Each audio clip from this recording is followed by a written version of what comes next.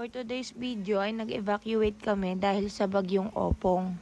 Dahil ang sabi ng Pag-asa ay dadaan ito sa amin dito sa Batangas. Kaya dali-dali ako nagligpit ng mga gamit namin. Dito ang una kong niligpit ay yung mga kumot, banig namin. Tapos yung mga power bank at saka yung mga ifan namin. Nagdala din ako ng gas stove na debutane.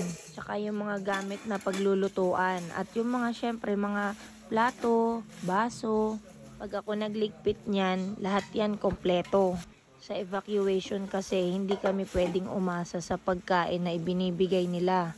Syempre marami silang niluluto. So minsan nadidelay yung bigay nila ng foods. Naiintindihan naman namin yon. Kaya nagdadala na ako ng pangsarili namin. At dito naman, niligpit ko na yung mga damit namin at damit ng mga bata. Tigda 2 pares lang yung dinala ko. At yan, patapos na ako. So pagsasama-samahin ko lang yan para isahang bitbita na lang at walang makalimutan. Niready ko na yung mga bata para sumakay na kami doon sa may rescue na sasakyan. Makikita nyo dyan na medyo umaambon na kaya nagmamadali na kami. Yan si Mimi yung buhat ko. Ang cute-cute, walang kaalam-alam. Dito nag-aantay na yung rescue kaya ito sumakay na rin kami. Pagsakay namin, marami na rin palang mga tao sa loob. At eto nga, nung nakasakay na kami, umalis na rin kami agad kasi marami pang susunduin itong rescue. Ganito palagi ang setup namin kapag kami bagyo. Prone kasi kami sa landslide at baha. Kaya kailangan namin mag-evacuate palagi pag may bagyong paparating. Nadala na kasi kami nung nakaraang bagyo, yung bagyong Christine. Yun kasi yung tumama sa amin na may first time na may namatay sa amin dahil sa landslide. At dito, nakarating na kami dito sa school ng Barangay Halang. Dito kami palagi nag-evacuate tuwing may bagyo. Pagdating namin dito, dali-dali din namin ibinaba lahat yung mga bata tsaka yung mga gamit namin kasi nga umaambon na. Konti pa lang kami ngayon dito sa evacuation kasi hindi pa nasusundo yung iba. Mas okay kasi palagi na mauna kami kasi mahirap na makipagsiksikan sa mga kwarto kapag dumating ka kasi ng puno na, ang hirap ng makipagsiksikan. Yan, dito nakapasok na kami sa room 5 kung saan ang kwarto namin at naglatag na ako ng mga hihigaan namin. Bali yung latag na yan ay 11 katao kaming hihiga dyan. Maswerte na lang kami at hindi masyadong tumama sa amin yung bagyo kaya yung ibang kasama namin hindi na dyan natulog. Pero kung dyan sila natulog, hindi talaga kami kakasya. Tagilid lang yung higa namin, ganun lang.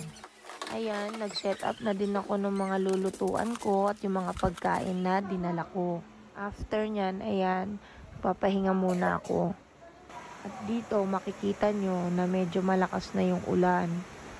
Grabe ang lakas ng hangin dito nun. Lalo na sa Masbate at Mindoro kasi doon na sentro yung bagyo.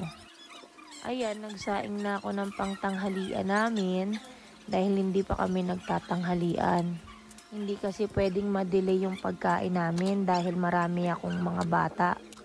3 yung bata akong kasama at sila ang mga anak ko. Ayoko kasing malipasan sila ng gutom. Kaya ayan, nagprito na ako dyan ng ulam nila. Ulam din namin syempre. Ayan, kumakain na yung pangalawa kong anak. Ang kapartner ng itlog na yan ay ginisang corned beef. Okay naman yan, nakakain naman kami lahat, nakakain kami ng maayos. After kong magluto, ayan, kumain na ako. At itong bunso ko, tulog na. Maya-maya, dumating yung tito ko at nagdala siya ng Loming Batangas. Pinagsaluhan namin yan ng merienda. After namin kumain ng lomi, lumabas ako para bumili ng tubig. At yan, makikita nyo, ang lakas na ng hangin, grabe. Buti na lang hindi sa amin sumentro ang bagyo. Dahil kung hindi, siguro babaha na naman doon sa bahay namin. Kasi yung ilog namin, hindi pa siya nababakho.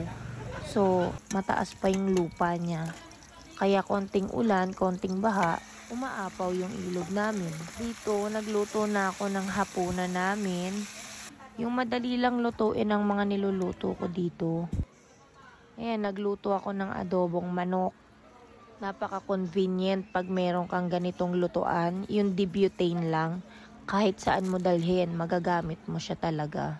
Ang dami ko nang naluluto sa isang bala ng butane. Nakapagpakulo pa ako dyan ng tubig para makapagkape kami. Ayan yung bunso ko, daldal talaga. Ayan dito, medyo okay na yung ulam namin. Pero ang gusto ko kasi dyan, nagmamantika talaga siya. Parang napiprito na siya, ganon. Konting pakulo pa at ayan na. Luto na. Napakabango niyan. Yung mga kasama namin sa kwarto, bangong-bango sila. Ayan, wala na kaming kuryente. Buti na lang yung mga anak ko, dinalhan ko ng ifan.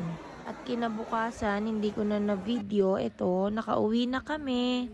Thank you Lord at safe kami. Buti na lang at lumihis ang bagyong Opong. At ito, yung aming dagat ay kalmado na ulit.